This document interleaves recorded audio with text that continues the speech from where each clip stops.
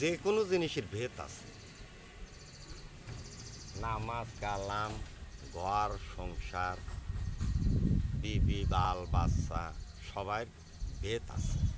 একটা চিন্তা করেন, আল্লাহ পাক রব্বুল আলামিন সংসারে আয় বরকত দেয় কোথায় দেয়? আপনার নিয়ম ভালো রাখবেন, নীতি নিয়ে চলা লাগবে। যেমন সাপোজ আপনার ঘরের স্ত্রী ভোর সকাল ওখানে দেয়া লাগবে, স্ত্রীর পবিত্র কোরআন শরীফ ভোর সকালে পাঠ করা লাগবে। আচ্ছা, নামাজ কালাম পড়তে হবে।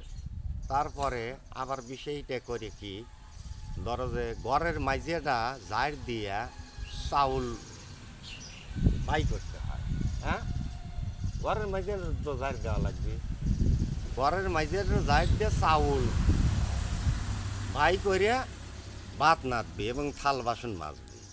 কিন্তু আপনার ঘর দরজা জারি দিলেন না, আবে আপনি বিসমিল্লা করলেনই না, আপনি ধরেন যে কুপায় এনে চাইল ফারিয়া লিয়া রওনা দিলেন, তাহলে কি সেই সংসারে আয় বরকত হবে? মামা বলেন, কথা বলেন, হবে? কোনোদিনও হবে না। যে কোনো জিনিস মামা, আল্লাহর ইবাদত করবেন, আপনি যাইবেন, আপনি বলবেন যে আমার পেটে খিদ দেয়া, ঠিক আছে। আল্লাহ পাক রব্বুল আলামিন কোরআন কারিমের ভিতর জারি করে দিছে যে তোমার ওই পেটে খিদে লাগছে, তুমি খায়া আইসো, খায়া আইসে আমার পায়ে সেরজা দাও। তুমি না খায়া আইসে আমার পায়ে তুমি সেরজা দাও, দেখো মারলে কি কয় কথা বুঝতে পারছে?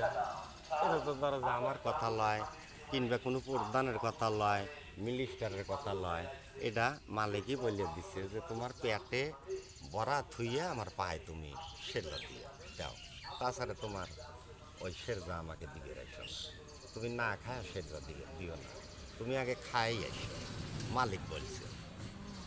তে সব জিনিসেরই বাবা ইবাদতের লাইন আছে, ভেদ আছে, প্রত্যেকটি জিনিসেরই।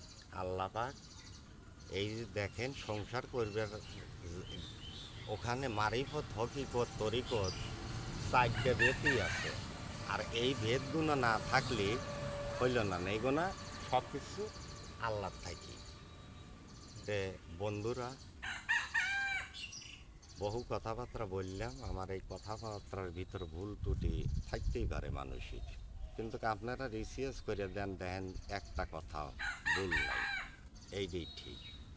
ভুল দেবে হলে আল্লাহর হস্তে, আল্লাহ নবীর হস্তে ক্ষমা করবেন।